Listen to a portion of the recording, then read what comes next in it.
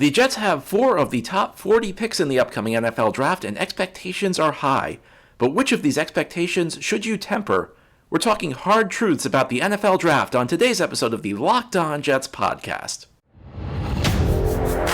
You are Locked On Jets, your daily New York Jets podcast. Part of the Locked On Podcast Network, your team every day.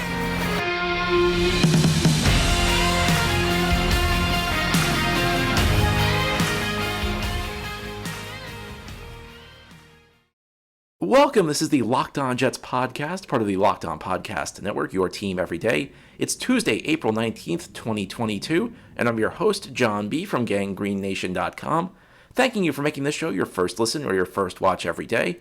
We are free and available on all platforms, including YouTube. If you like what you see or hear, hit that subscribe button and you'll never miss an episode. If you're watching on YouTube, please give the episode a big thumbs up. It helps other Jets fans find the channel. Well, we're just a little over a week away from the beginning of the 2022 NFL Draft, and it will be a very exciting one for fans of the New York Jets, as the team has 4 of the top 40 picks and 2 of the top 10 picks this year. The result of, first of all, kind of a rough season for the Jets that gave them the top 10 pick in the first round and the top 10 pick in the second round, but also some savvy trades that the team has made over the last couple of years. The Jamal Adams trade gets them the 10th overall pick.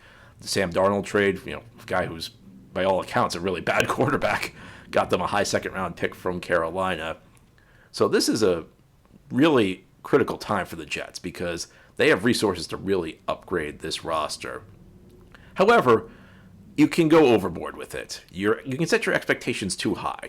And on today's show, I'm going to give you 3 hard truths about the NFL draft. 3 things that I'm going to say that will maybe temper your expectations a little bit for these picks. And the reason I'm doing this is not to make you disappointed. It's more just because I don't think it's fair to the prospects to have expectations too high. I always think you want to be reasonable with prospects. You want to give them time to grow. You want to give them time to develop. And you want to be fair to the front office and understand that some mistakes will be made. Now, the first hard truth that I have to give you is that while I think there's a perception that the Jets are going to get 4 stars with these picks, that it's all in the bag, especially those 2 top 10 picks, it is not. The 4 top 40 picks are very good to have. And the reason that they're good to have is that it's very difficult to hit in the draft. And when you have extra picks, you build yourself a little extra margin of error. And that's really the key right here. It's not so much that you're going to get this influx of star talent. At least it's not that likely to happen. It's that you've built yourself a cushion in case you swing and miss at prospects. The Jets could look very different through the years, especially in the Mike Maccagnan years, if they had stockpiled draft picks. Maybe the Ardarius Stewart pick wouldn't be so bad if they had an extra day 2 pick. Maybe the Christian Hackenberg pick wouldn't be so bad if they had figured out a way to compile an extra second round pick. But they didn't. In fact, the Jets were sending picks out. I mean, they had a couple of years where they did not pick in the second round. That was in part due to the Darnold trade, but also because under Mike Maccagnan, there was just a general overall philosophy that the team was not focused on adding extra picks. Maccagnan had a number of 6-pick drafts, which is just not enough in the NFL. There are lots of studies that have been shown that display that there's a correlation. The best drafting teams tend to be the ones with the most picks. And I always try and put this in a very common sense way. I mean, I could give you numbers, I could give you names. I'll give you names right now. I mean, some of the players who were drafted with the picks the Jets currently have: Clelin Ferrell, Josh Rosen, Chance Warmack, Forrest Lamp, Malik McDowell. You're going to miss. That's just how it is. You're going to miss, especially when you have 4 of these picks. Even though all 4 of these picks are relatively high-value picks, even though all 4 of them give you a reasonable chance on hitting on a player, it's very difficult to go 4 for 4 in the NFL, even with 4 top 40 picks. It's just not that easy. And I always go back to, this is the way I describe it, and I think it's really kind of common sense. It's really, when I put it this way, it makes so much more sense to me, because really you're trying to project how somebody is going to develop, and that's tough to do. So this a couple of weeks ago, if you're out of college for a couple of years, could you have predicted everything that was about to happen in your life when you graduated? Especially if you're more than 10 years out. Well, that's what these NFL teams have to do. And it's not even really the same, because in your life, it's a little bit different because first of all, you know yourself. So you probably have a better grasp on this. This is more akin to your employer trying to figure out how good you're going to be in 10 years. The exact trajectory you're going to take. But it's also different from a regular employer because if you get hired at a company, you may get hired in like an accounting role, and you may not be good at accounting. So, but you may be good. You may have the skills that your company needs in marketing, so your company may be able to move you there. The NFL, I mean, yeah, there are position changes that happen, but they don't happen with that degree of regularity. It's difficult because there are only 32 teams in the NFL, and there are only so many spots you need to fill. So it's a little bit. It's even then it's more difficult than projecting just a regular person coming out of college. But there's so many different aspects of this. I mean, first of all, especially when you're dealing with early picks, there are always the questions. How much do you value the game? And perfect example of that is Vernon Goldstein, a guy with all the talent in the world, and the Jets just didn't feel like he cared enough about the game, especially after he got paid. And that's especially these 2 top 10 picks, these guys are going to make a lot of money. So will the work ethic be there? Is the ability to grow there? I mean, when you're in college, more often the playbook is very scaled back compared to an NFL playbook. So can you learn? Will you take to coaching? I mean, there's another aspect of this is that there's a lot of turnover in the NFL. So a coach may get fired. You may draft a player for one specific coach. That coach gets fired. You bring in a new coach, and the new coach runs a completely different system, and you're asking the player you drafted to perform a completely different role. That's another thing that comes into play. Injuries are a huge thing that come into play. I mean, there are some picks that are bad picks that is not really the fault of the team. I'll give you an example in recent Jets history. Devin Smith, 2nd-round pick. Now, Devin Smith was a bit of a project, and I do think like there was a point where people were maybe defending Mike Maccagnan a little too much for that pick from the standpoint that it wasn't a guarantee that Devin Smith was going to be a great player. There was a lot of work he had to do. That said, can I blame Mike Maccagnan for that particular pick? Well, not really, because Devin Smith's career was destroyed by injuries. And yes, I know there are some players who come in who are kind of injury risks. Dean Milner, a guy who was injured a lot in college and who couldn't stay healthy in the NFL and really wasn't that good anyway. He's a guy that kind of comes to mind with that. And yes, you do have a medical team to try and project these things. But again, that's not easy to do. It's not easy to project whether a guy's going to have the durability you need going forward for an 8 to 10 year stretch. And sometimes just injuries happen. And I'm going to say this about Mekhi Becton. I've heard a lot of talk about Mekhi Becton in the last year. I mean, look, you're playing the offensive line. You're playing in the NFL. Sometimes you suffer serious knee injuries. Sometimes the knee just gets twisted the wrong way. That's par for the course. And one big injury can, dramatically alter the course of a player's career. So these things are beyond your control to some extent as a general manager. Now, there are limits to this. I mean, obviously, you're trying to give your best estimates, and there is a difference between. I mentioned a little bit earlier how studies show that the teams that draft the most tend to draft the best. I mean, there's a limit. There's a reason you're evaluating these players. There's a reason that you're scouting these players. I remember one study that showed that Ozzie Newsome in Baltimore actually got more production out of undrafted players than Matt Millen got, the infamous Detroit Lions general manager, got out of players he drafted. So there is a degree of skill in this, but I do think sometimes we underestimate the role of luck and we overestimate the role of scouting. And I'm using very imprecise figures here, but I get the feeling, the perceptions that like teams scouting, the people think that like scouting is like 80% of it and luck is like 20% of it, or maybe scouting is like 70% of success in the draft and luck is 30%. It's really kind of inverse. I'd say luck is probably like something like 70 to 80%, and the skill of drafting is probably like 20 to 30%. And sometimes you got to do your homework. The Jets obviously did not do their homework a couple of years ago on the guy they drafted in the 3rd round, Jachai Polite, because it became very quickly evident that this was a horrible pick, first of all, that he had fallen because there were concerns about his coachability, and they ended up cutting him in his after his first training camp in preseason. Now, there was a little nuance to that because the Jets had a general manager change, and I don't think they would have cut Polite had he been drafted by the new general manager. I don't think Joe Douglas would have cut one of his own 3rd-round picks immediately. I don't think, obviously, if Mike Maccagnan was still with the Jets, he wouldn't have cut one of his own 3rd-round picks after his first camp of preseason. But what was interesting about Jachai Polite is that after he was cut, nobody even wanted him for their 53-man roster, which says to me that nobody else thought he was worth a day 2 pick, because if you thought this guy was worth a day 2 pick a few months ago, 53-man roster spot's not that much of a sacrifice. Even if he had a bad time with the Jets, you'd stash him on the back of your roster. So there is a role for scouting in this. And listen, you go 0 for 4 here, you've probably done a pretty bad job scouting. And the best teams, I feel like, get a little bit of extra information. Not a lot, but so much of the draft comes down to luck. And I just don't think it's fair to the Jets, and I don't think it's fair to these prospects to expect the team to go 4 for 4.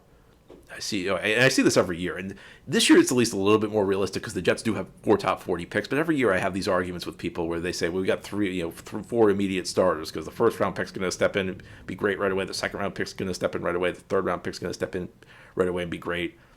A lot of times you don't even draft a player. You're very lucky if you hit on a low percent. The rate of success in the NFL draft is much lower than people think. It's not batting 500. It's much lower. What it is that the impact of a hit outweighs the impact of a miss. The positive that comes with a hit is greater than the negative that comes with a miss. But I just alluded to something else as well. Sometimes you get good players, but can you expect them to contribute immediately? I'll talk about that ahead here on this Tuesday episode of Locked On Jets. Today we're talking about hard truths about the upcoming NFL draft, but I want to give you an easy truth right now and talk about Athletic Greens. What is this stuff? With one delicious scoop of Athletic Greens 1, you're absorbing 75 high-quality vitamins, minerals, whole food-sourced superfoods, probiotics, and adaptogens to help you start your day right. The special blend of ingredients supports your gut health, your nervous system, your immune system, your energy, recovery, focus, and aging. All of the things. It's lifestyle friendly, whether you eat keto, paleo, vegan, dairy-free, or gluten-free. It contains less than 1 gram of sugar, no GMOs, no nasty chemicals or artificial anything, while still tasting good. And it supports better sleep quality and recovery. It supports mental clarity and alertness. It's the one thing with the best things. Athletic Greens uses the best of the best products and is based on the latest science with constant product iterations and third-party testing. So let's make it easy. Athletic Greens is going to give you a free 1-year supply of immune-supporting vitamin D and 5 free travel packs with your first purchase. All you have to do is visit athleticgreens.com/NFL Network. Again, that's athleticgreens.com/NFL Network to take ownership over your health and pick up the ultimate daily nutritional insurance.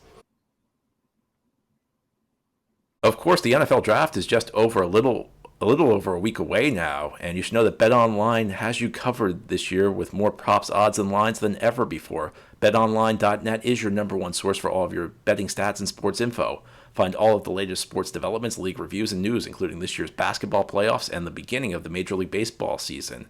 BetOnline is your continued source for all of your sports wagering information, from live betting to playoffs to esports and more.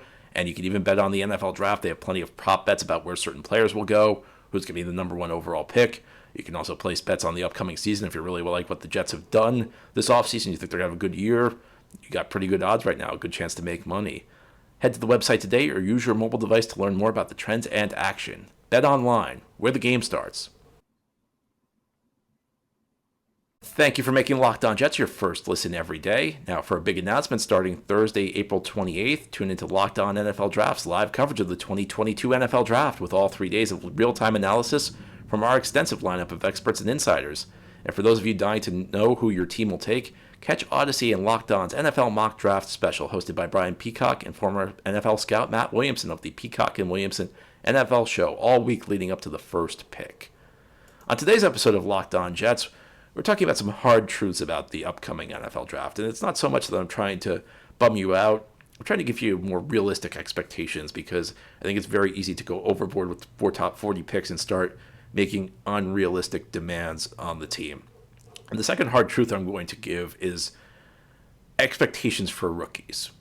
And here's the way I'm going to put it out there. And I always say this: you need to temper your expectations for rookies, because there's a big adjustment period. Again, just think about if you graduated college, think about the adjustment period to your first year of real life. I mean, it's totally different. You're not going to school anymore. You've got to focus on your job. Football becomes a job for these guys. In a lot of cases, you're living on your own for the first time. A a lot that goes into it. And in the NFL, you're going up against guys who are bigger, stronger, faster than you've ever played against before. Again, you're learning a new playbook that's probably way more complex than the one you had in college with a few, unless you went to a school that runs an NFL type of system. There's more nuances. If you're a wide receiver, you may have a bigger route tree to run. That's one example. You can't really dominate. If you're in the NFL, you're probably a dominant college player. You could probably just get by on your pure athletic ability. The NFL, everybody's athletic, so you got to learn technique. There's a lot to go through. And I've seen a few studies. I saw one from a few years ago from Pro Football Reference. I saw one from Pro Football Focus. I think that this probably summarizes the point the best.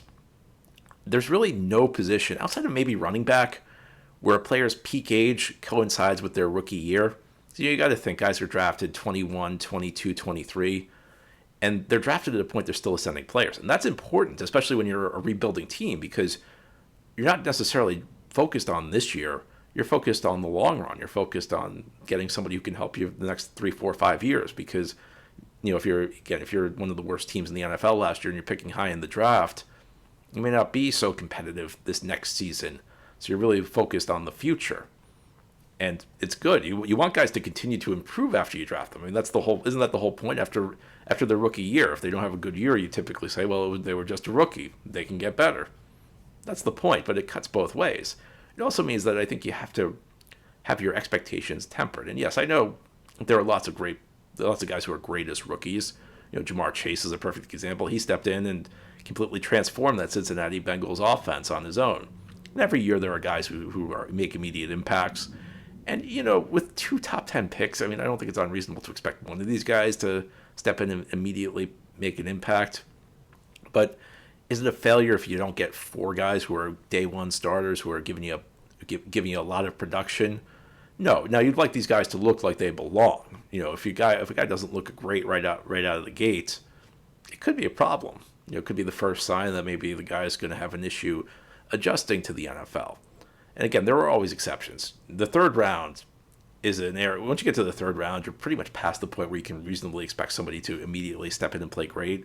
But there are always like a handful, maybe 10% of the third round picks each year that step into the lineup and play great right away. The point is not that it's impossible.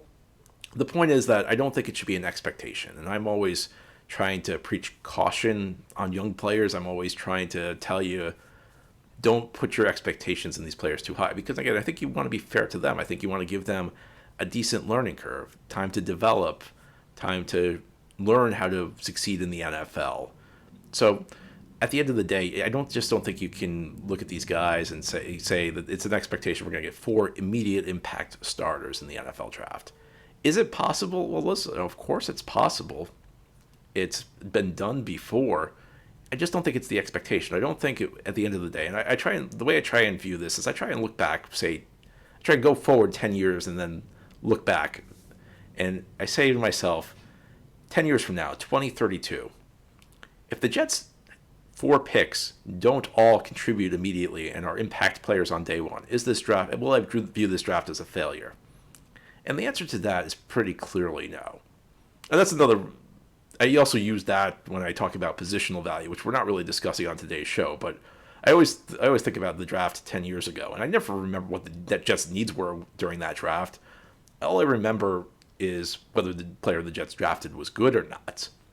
So I think that's a good, useful way to view this. And I think like this is just true of many perceptions in the NFL. You hear analysts say certain things, and they never actually like test this out to see whether this is a good way to judge things.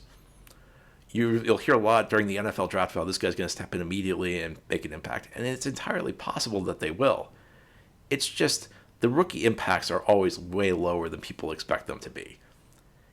I think that if you get big production from a rookie, it's the type of thing that you should say, wow, we really lucked out here. We really hit the jackpot. I don't think it's the type of situation where you don't get immediate production from a rookie and you say, this is a complete failure. I think you typically need to give more time. Not always. I mean, listen, a 6th round pick is a 6th round pick. You're not ever expecting much from a 6th round pick. If a 6th round pick doesn't play well right away, your odds probably were not that great to begin with. But it's very important, I think, to keep reasonable expectations for young players, especially rookies, because it's not easy. It's a very difficult transition. Again, you look at the numbers. I gave you some of the studies that I've read. It's just common sense. It's a major life change, major change in the competition level they're facing. It's not easy. I'm lucky I don't have to. I feel lucky that I don't have to do it. I think few of us understand what it's like to transition from college to the NFL as a player, and you just hope the players eventually get it. But if they don't get it on day one, it's not a big deal, and there's only so much you can expect. I don't think. I mean, you try and find the balance because with again 4 top 40 picks, you should get somebody at least who's contributing right away, and you're hoping to get at least solid play. But you're probably not going to get star level play across the board right away. Is it possible though? Yes, it is possible, and that will be the final truth I'll reveal on this Tuesday episode of Locked On Jets here on the show. Of course, the NFL Draft is the best mechanism teams have to fix their rosters, and today's episode is brought to you by RockAuto.com. If you have to fix your car or truck, go to Rock Auto, because with the ever-increasing number of makes and models, it's now impossible for your local chain auto parts store to stock all the parts you need. So why endure often pointless or seemingly intimidating questioning and wait while the person behind the counter orders the parts on their computer when they're choosing the only brand their warehouse happens to carry? You have access to computers with RockAuto.com at home and in your pocket. So save time and money when using Rock Auto. Rock Auto is a family business serving do-it-yourselfers for over 20 years, and their prices are reliably low for every customer. Go to RockAuto.com right now and see all the parts available for your car or truck, and write Locked On in their How Did You Hear About Us box so they know we sent you. Amazing selection, reliably low prices, all the parts your car will ever need. RockAuto.com. This is the Locked On Jets podcast here on this Tuesday. I'm talking about 3 hard truths about the NFL Draft, although I have to say maybe it's 2 hard truths because this truth is not going to be so hard. My third truth that I think is a misperception, this kind of goes in the other direction. In the first 2 segments, I was talking about the views of people who are maybe overly optimistic. I'm going to now disagree with people who are overly pessimistic and the idea that the Jets cannot improve quickly. Yeah, no, you cannot necessarily go into the draft with the expectation that your team's going to just hit an absolute grand slam. But it does happen. It does happen from time to time. And, an extreme example might have been the New Orleans Saints in 2017 when they essentially made 4 great picks with their first 4 picks. They drafted Marshawn Lattimore, Ryan Ramczyk, Alvin Kamara, and Marcus Williams. But people forget about that era of Saints football is that it really seemed like that team was heading downhill. Drew Brees was getting old. They had come off a string of a number of 7-9 seasons. They had handled their cap horribly. The one thing that can fix everything is the draft. Even if you have a bad cap situation, an influx of young players can change everything. And when you've been struggling for years and years, an influx of young players can change everything like that. Am I expecting the Jets to hit on 3 of these 4 picks and get 3 immediate or 4 immediate impact starters? No. That's different from saying it's impossible. I go back all offseason. I've been complaining about the wide receiver position. If you've been listening to the podcast, because I felt the Jets needed to add a veteran. Is it possible the Jets could succeed with their current group? Yeah, it is. Elijah Moore could grow. Young players always give you a chance in the NFL, and I think that missing the playoffs 11 straight years with only 1 winning season in that span, maybe a couple other 8-8 seasons in that stretch, has made a portion of the fan base a little bit overly pessimistic. The Jets will get better at some point. It's impossible for them not to get better at some point. Will it be this year? I don't know, but it very well could be. If Zach Wilson just improves to being a credible starter, that's going to make a huge difference for the team. That's going to lead to an appreciable improvement. And if the Jets are able to really hit on these picks, and again, I'm not saying I expect it, but outlier scenarios are what make good teams in the NFL. Sometimes it's 1 or 2 draft classes that make the difference. I mean, the Seattle Seahawks had a run where they became a Super Bowl contender, and then even as they declined, they were a credible team making the playoffs every year for close to a decade. That was really built on the strength of 2, maybe 3 draft classes, and they really weren't that good at drafting outside of those years. It can really nourish your team for a very long time hitting on a draft class. I mean, I'll go back to the Jets, the 2006, 2007 draft classes with DeBrickashaw, Ferguson, Nick Mangold, David Harris, Darrelle Revis, although Revis was traded. Those guys, first of all, helped the Jets become contenders. But even as they made every wrong move after that, even as they messed everything up after that, the Jets never fell to that 2-14 level until after those guys retired. They never fell to the depths of the Gase era until those guys retired, because they sustained a high quality of play that prevented the Jets from being that bad because they still had those players on the team to at least prevent the team from completely falling off the cliff. So one draft class can make a big difference. One to two draft classes can make a big difference. And I think the 2021 draft class actually looked pretty promising for the Jets. And so those guys are entering their second year. If they make improvements and you really hit on this draft class, it always takes you quicker to turn around than you expect.